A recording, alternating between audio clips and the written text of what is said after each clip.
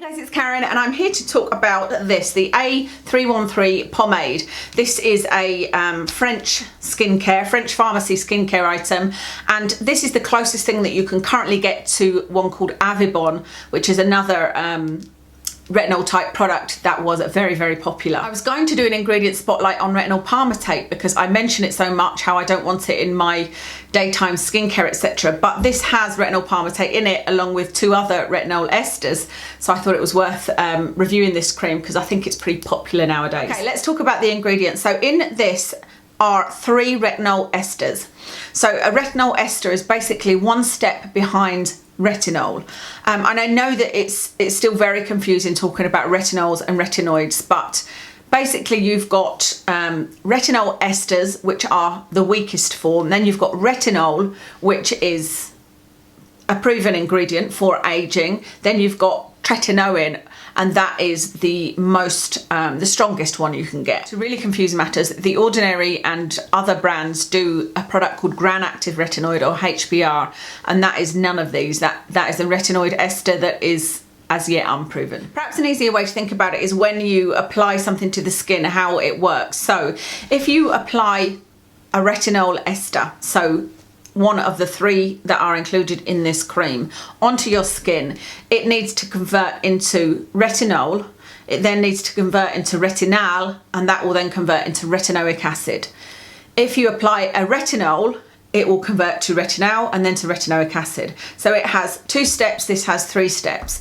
If you apply a retinol, it has 1 step to convert into retinoic acid, and if you apply tretinoin, which is a retinoic acid, there's no conversion. You're putting the pure stuff on your skin. So you can see there's 4 different levels there. The thinking behind the other one I mentioned, the HPR gram-active retinoid, is that it doesn't need to be converted, that it binds directly to the receptors, but you know, that's for another video. Perhaps I should do an updated video on HPR. So today we're talking about the retinol esters that are retinol acetate, retinol palmitate and retinol propionate. Those are the 3 that make up this product, and they are in an oily form. So this is very much a kind of Vaseline type feeling product. The only other ingredient in it is a penetration enhancer, so that's a good thing to have in a cream like this because it will help more of the product get through. But what to note, of course, is that this does need 3 conversions in the skin before it gets to be retinoic acid, which your skin can use. Don't know much about Avibon except that Avibon was a lot stronger. This is a milder version of Avibon. So, you know, I'm not reviewing Avibon here. It's not something that I had even heard of until I looked into this. But I know that this is a milder form, a milder cream than Avibon was. I do believe that Avibon was fragranced, whereas this has no fragrance in it. This has no alcohol in it. It's got nothing nasty in it at all. It's got, you know, the 3 vitamin A derivatives, which is what retinol esters are, and the penetration enhancer. As for the strength of this, it's difficult to know, but the overall percentage is 0.12%. So it's a 0.1% of a vitamin A derivative. That is not identical to a 0.1 of retinol or 0.1 of tretinoin at all. A 0.3% retinol is equivalent to a 0.3% of, is it 0.3%? I wrote it down, of retinol propionate, which is 1 in here. A 0.3% retinol is equivalent to a 0.5 retinol palmitate, which is also in here. So they all vary. Each one of them varies to their equivalency in retinol, but the overall of this is only 0.1. So that's not equivalent to any, well, it may be equivalent to a retinol cream that doesn't announce how much it has in it, because it would be, you know, it'll be very weak compared to retinol. The interesting thing I thought about this is there's a lot of reviews that talk about using this as a moisturizer, and it would seem from the review that people don't even realize they're using, you know, a form of vitamin A, and they're not really using it for that. They've just used it as a moisturizer, not had the kind of peeling and irritation that you get from stronger retinoids, from stronger vitamin A products, but found it to be a wonderful moisturizer, and that's also given them other benefits. There are other people that say that it is potent and that it does give you, you know, some irritation at first. So like with anything, like with tretinoin, like with retinol, all of our skin will react very differently. So I'm going to talk about each of the retinol esters in here. The first one is retinol acetate, and I don't really have much to say on that because there isn't any research being done that I can find on how retinol acetate works on aging skin or anything at all, acne, pigmentation, anything. There's no studies out there, and that's because the retinol acetate molecules are too small, so they will crystallize before they can get anywhere. That being said, I'm not sure why it's been put in here. Somebody obviously thinks it's got some kind of benefit. Maybe it does something in conjunction with the other two, but there's nothing out there research wise. The second ingredient is retinol palmitate, and this is the one you've heard me say, I don't want to wear that in a foundation, or I don't want it as an ingredient in a foundation. I don't want it as an ingredient in a day cream. And that's because of it is a very old study, and it is done in animals, on retinol palmitate in UV light. And what it showed is that they used mice, and the mice that had, I mean, it's horrible to talk about, but you know, this is what happened. The mice that had so upsetting thinking about those mice. Anyway, the ones that had retinol palmitate put on their skin compared with the ones that didn't developed tumours under UV light much quicker than the other ones. Now, there is a lot of arguments out there that it's ridiculous to have an issue with retinol palmitate because of the study being so old. Even on Paula's Choice website, she says that, you know, the study is more than 20 years old and it was done in animals. That does not show that there is a problem in humans, and there's no scientific evidence showing that it produces tumours in humans. She's absolutely right, it doesn't, but neither has that testing been done. You know, that they haven't carried out any research. And there is a report, I think it might be by the FDA. I'm going to link quite a few things for you because there's quite a few good reports around vitamin A esters that are really, really interesting. But there has been a call for further research in this area because it has in mice been shown to produce tumours, and there's no getting around that. Yes, it's old, and yes, it was in animals, and it doesn't always translate into humans. You know, I know that from working in research, but it does sometimes. You know, there isn't even a percentage you can say. It depends on the animal, depends on the disease, it depends on the whether it's a cream or, you know, there's so many different variables, you can't tell whether or not that will reproduce in humans. So to me, the only proof that we have at the moment is that it does cause tumours under UV light. And whilst I appreciate that that is an old study, like I said, we don't have any proof that it doesn't do that in humans. So it's not something that I'm saying avoid at all costs. I just personally think, well, why would I use it in a product that I'm going to be wearing under UV light in the day? You know, I'll use it in a nighttime product, no problem, but there are plenty of products out there that don't have it in. So I'm happy to use this because I'll be using it at nighttime. The third and final one is retinol propionate, and I've got my notes down here. If you're seeing me look down, that's why, because there's quite a few studies on this, and this is probably the most interesting out of the three, I would say. There was a study done that tested retinol propionate versus a 0.02% tretinoin. So that's a fairly mild tretinoin. Normally people will start at a 0.05 and then go up to a 0.1%, but this is a 0.02%.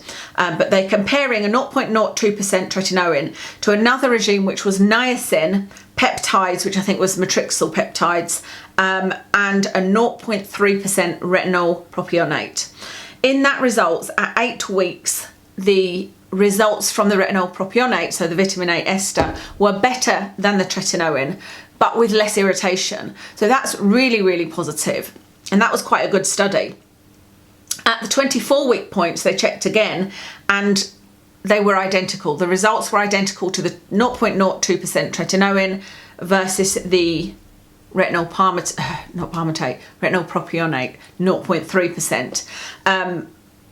But it was better tolerated. This, you know, the retinol propionate, not this, but the retinol propionate that they used was better tolerated than tretinoin. There wasn't the same irritation levels.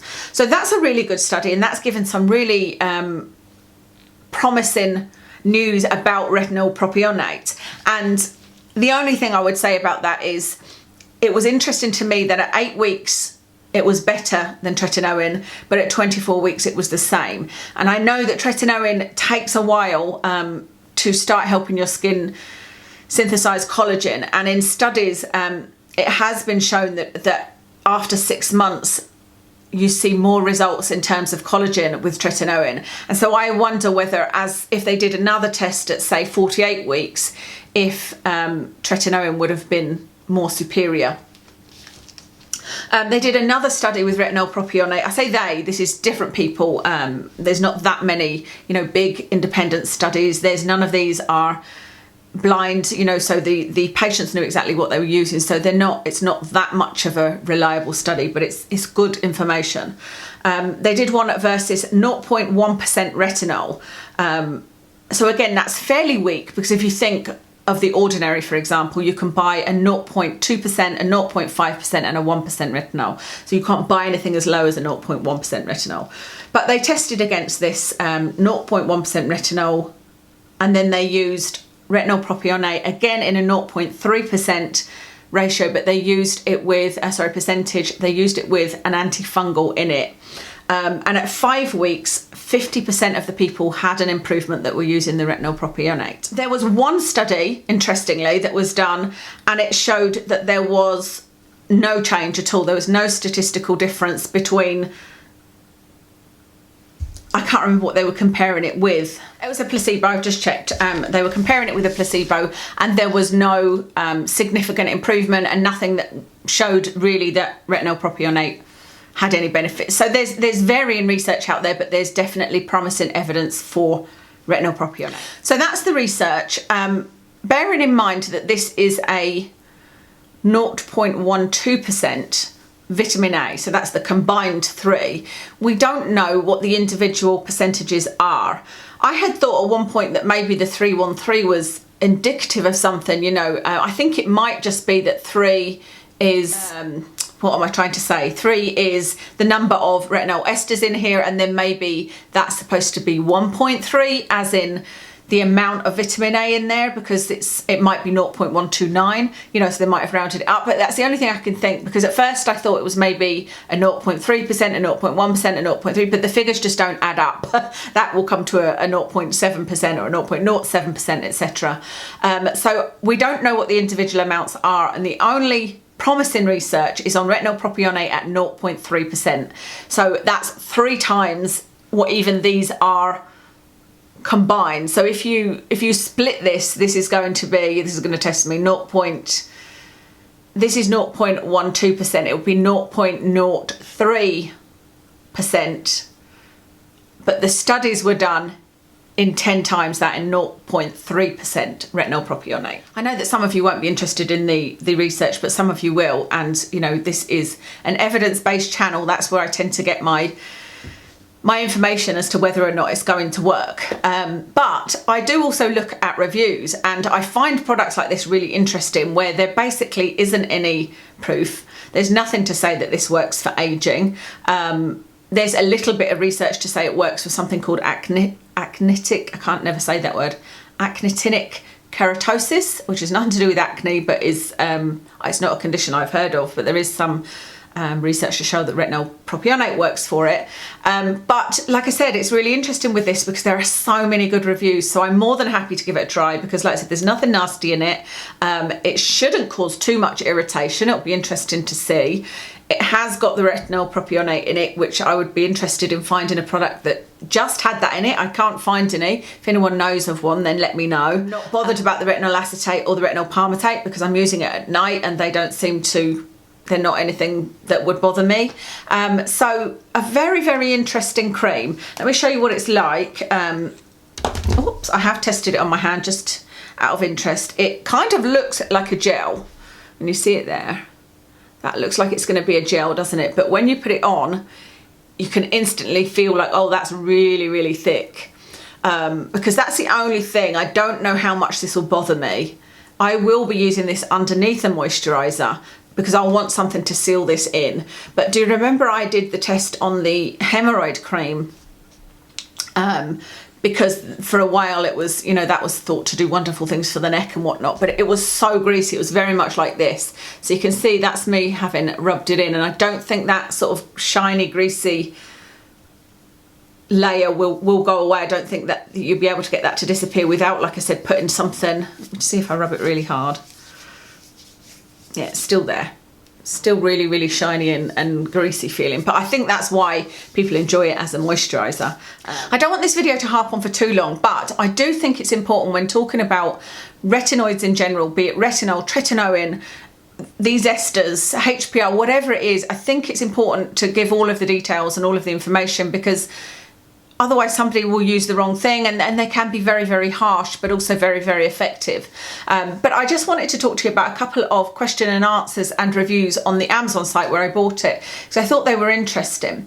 The first one says, how is this used? The info sheet is in French. Do you use it as a face cream or just on problem areas? The thing is with these, the answers are just from people, you know, they're not necessarily from the person that's selling it. So somebody said, I use it on my face only, avoiding the outline of the mouth, blah, blah, blah. I apply as a mask 1 to 2 times a week. I would say you can use it however you want to, but, you know, avoiding your eye and lip area, because this cream, like any cream, will travel. And so if you want to address, like, you know, the nose to mouth lines, put it here, but don't go right up to your lips. Otherwise you will get very dry lips if it is has any strength to it. And also with your eyes, you know, I do kind of go up to about there. So I would say you can use it as a face cream if you're looking to address aging issues, but you can also use it on problem areas if you want to see if it will work on acne. The next question says, isn't 2% very high for a new user? I think they've got 2% from, there's another seller that's much more expensive, and in their title, they're one of these that the title just doesn't make any sense, because they're doing it to try and get as many buyers as possible. They've put Avibon 2%, so I don't know whether Avibon was more of a 2% formula, because I know that it was much, much stronger. And the answer, in fact, is this is not 2%, it's around 0.2%, which is about right. However, it feels quite strong on the skin, ensure you completely dry the skin, blah, blah, blah. And then somebody else has said, what percentage retinol is in the cream? And they said 0.12%. And then they're talking about a really good blog by the Skincare Edit. As for the reviews, there's a lot of them talking about how well it's worked for acne. So if you or anybody you know is suffering from acne, it's maybe something worth trying. And then the rest is, there are a few that talk about how it's been really good for as an anti-wrinkle, but they don't specifically mention, you know, eye wrinkles, nose to mouth lines. There is a few that mention texture, that the texture and redness of their skin has reduced. So, you know, it's looking like it might be a good overall, what do I mean? All-rounder is what I was thinking of. That's everything I think to tell you about this. Hopefully I haven't forgotten anything. Like I said, let us know if you've used this and what your experience has been, if you used Avibon, how that worked for you, and I shall report back to you in 3 months.